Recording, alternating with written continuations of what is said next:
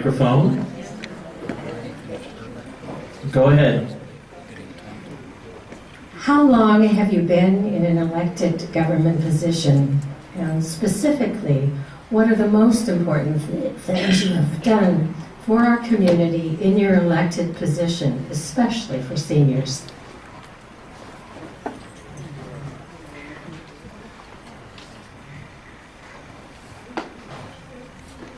Thank you for the question. It's almost 8 years now in the City Council and 2 years previously on the Cambrian School Board. And the most important accomplishment, well, I'm a bit of a policy guy, so I really get engaged in every single issue that comes before the council, and I take it very seriously. So when I've been asked this question, I have struggled over and over again to pick one that I think is my most important achievement. But what I'll talk about now, and Susan brought it up, and I'm glad she did, is the housing issue. And in the 7 years that I've been on the City Council, we've watched what's happened to our homeless community, our senior community, our veteran community, and many individuals who are ended up, unfortunately, either partnering up and living together or homeless. So for me, it's the work I've done on housing and affordable housing that I'd be most proud of.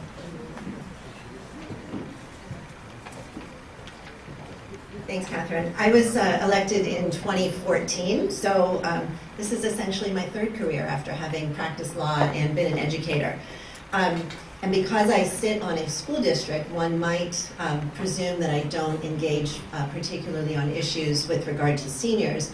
And it was actually in my professional career that I focused more, but I will share a few pieces that I'm proud of that do actually impact seniors. The first is our focus on our teacher and employee benefits. Many of our teachers, when we are fortunate, stick around long enough that they reach that category.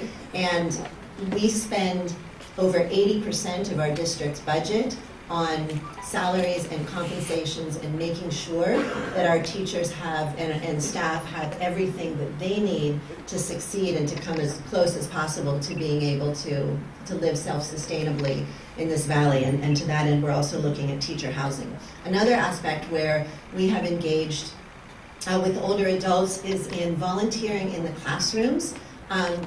Older adults acting essentially as surrogate grandparents for kids that don't have older adults in their lives. And we're looking at partnerships with an organization called Path Forward that takes adults, often older adults who have retired from the private sector, tech, law, business, finance, and are interested in a second career in teaching. And we are very much advocating, it's Encore and Path Forward. And we're very much interested in attracting these older adults to our school district. Next question. Very briefly, is there any way that you can prove, I like the fact that you said you're public servants. Is there any way that you can prove that you have not been influenced by local private businesses in your decisions, policy decisions?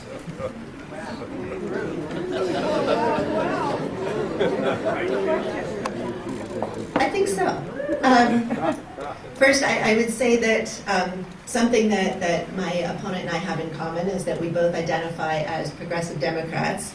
But beyond that, I am running this campaign from a very independent perspective. I am endorsed neither by labor nor by the chamber. So my special interests literally are the constituents, the kids, the vulnerable population, the inmates in jail, the folks in Valley Medical.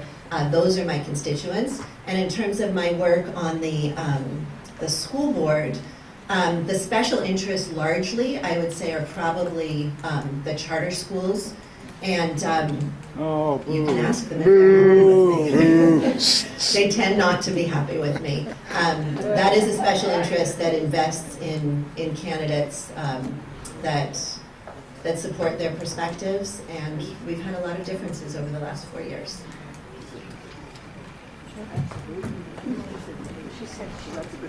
Thank you for the question. Prove is a difficult thing, but I can tell you again, looking at my record, and also I spoke to you very clearly about why I serve, and it's not special interest, it's you, the residents. But for me, you look backwards at my election time, And I've had support from a whole different host of different interest groups.